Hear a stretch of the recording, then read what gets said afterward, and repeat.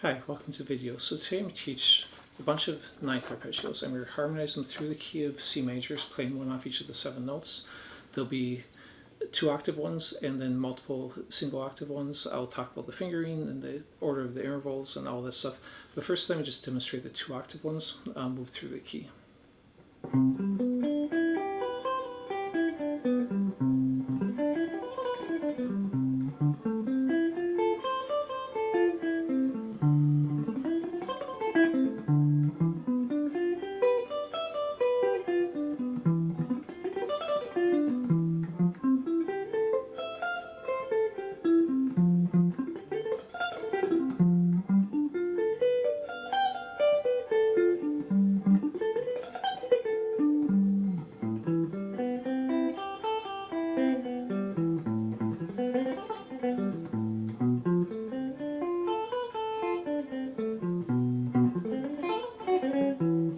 Do that again.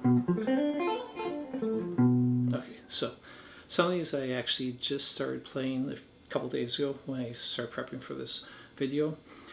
So still don't have them down as good as I'd like to have them down, especially since I do these all in a single take without any editing. Okay, so I'm going to go and show you how I kind of came up with this. Now when I say I came up with the idea, it doesn't mean that thousands of other people maybe haven't done it. But basically, if you take a regular C major 9 arpeggio, it'd be 1, 3, 5, 7, 9. And nothing wrong with that. The one I'm doing, what I did is I took the third and I displaced it into a 2nd octave, which then takes away the 2 notes on this one so you can sweep through it. But also by putting that third higher position, it kind of changes the sound a little bit. I think it makes it sound a little bit more interesting, a little bit less predictable, because instead of going 1, 3, 5, 7, 9, I'm going 1, 5, 7, 9, 3. Now, in this, so you could just play that, and just have that arpeggio. But I want to do it into 2 octaves. So at this point, basically, you have the complete 5 notes of it there. If you consider this as your beginning of your 2nd octave, that'd be all 5 notes too. So when actually playing them together, those 2 notes overlap, so it'd look like this. But you can separate this out and just play that top octave. Now on that, if you're doing that, the root is until the last note actually, so it's an inversion. It's actually starting 9, 3, 5, 7, and then the root. So if you don't want in that 9, you can always do a scale run or arpeggio or get you back to the root, however you want. Now that was improvised, so that won't be in the tab, but all the fingerings will be. Okay, so basically then I took it through the whole key. So you can take each of the individual octaves, you can take the 2-octave one. So when I moved up to like here on the no, and let me backtrack for a second. So I said in the title that this was using triads. If you look at this, I've got my C note, and then this is just a G major triad. Then if I go down and start here, that's just an E minor triad, and then I've got our C note. So basically it's just a G and E minor with a C note on the top and bottom. So if you think of it that way, I think it's a lot easier to memorize if you already know your triads, and it's even easier to play if you think of it that way, because it feels like something completely new when you're doing this, if you're not used to doing that note there. But if you think, okay, that's just this, which I've done many times, then I'm just adding this onto it, then it's easier to kind of get that down than if you think of the whole thing as something new. So then when I move up to D, again, I'm doing the same order, so I'm jumping to 5th right away. And if you notice, this actually has an A minor inside it then. And then when you go up here and do a 2nd octave, this is actually just coming from your F shape. So it's a F major. So fingering wise, you could use 2nd finger or 3rd finger. I use the 3rd finger here just because it gets me back here easier. Now this one's a little bit awkward because it's got this minor flat 5 triad is one of them in it, and then it's got a G major. So you could either do this with the third finger or second finger. I actually went back and forth on that, but in the end, I thought using the second finger is a little bit easier in this case. And that would be, the reason why that one looks a little odd is because it's actually a E minor 7 flat 9. That's why this note's back here instead of here like it was on the previous one. Okay, and then I move forward here, starting on the F, so it's going to be F major 9. It's got a C major inside it, and then it's got A minor inside it.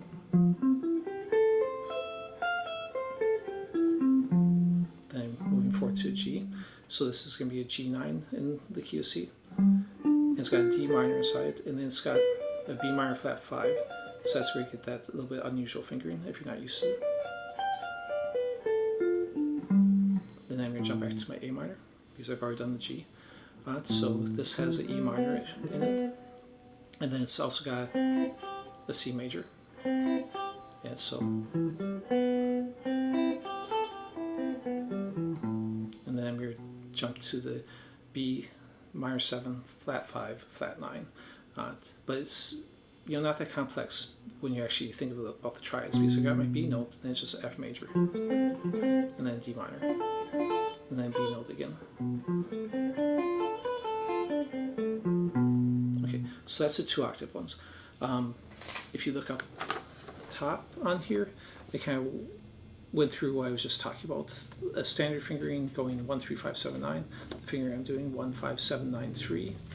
How it's built with different triads, and then going up into the higher positions. And at the end and underneath are the intervals. All the rest of the ones underneath is the fingerings on my left hand. The last one, which I haven't shown you, is a variation on this one. So if I want to do this fingering and go to the 5th, I could go up here and just leave off that 9th that I was doing, and then that would be an F 9, F major 9. So let me walk you through the 2 different variations of higher single octave ones. So you got this one where again the root is on the A, which is just the top half of what we played earlier, and this is tabbed out separately. So this one, which is your B minor, B minor 7 flat 5 flat 9. This one, which is C major 9. This one, the D minor 9, E minor 9, F major 9, and at the end a G 9. Now, if I want this fingering, all I have to do is take this one we've done before, like I said, and replace 9 with the root up here.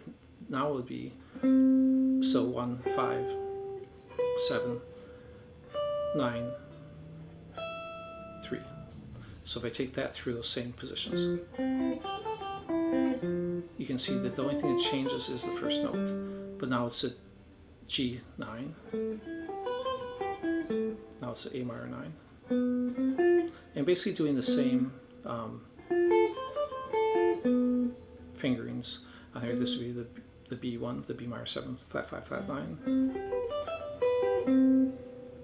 and all these will be labeled.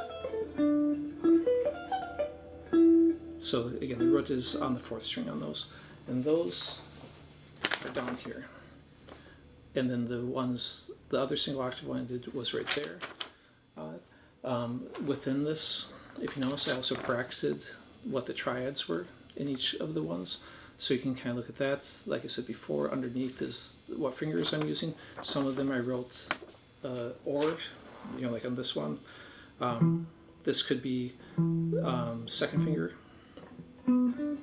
or it could be third finger. Same thing with like this, it could be second finger, or it could be third finger. So, use your own judgment in some cases. like I said, I haven't actually been playing these all that long myself, so I went back and forth on some of these before I made the video, trying to decide what I thought was the most efficient, and that's what I wrote down. But 6 months from now, I might end up changing my mind too. So feel free to experiment with them yourself. And then of course, mix them with everything else you already know. So you don't have to play a big shape. I can be playing something where I'm just going, and then go into something else, and then go into another one there, and just mix it up with everything. Anyways, if you liked it, please click like, subscribe if you haven't, leave a comment, share any of those things. I'm not monetized. I'm getting closer, but I'm still trying to get that. So anything you can do like that helps me to get more views. Thanks for watching.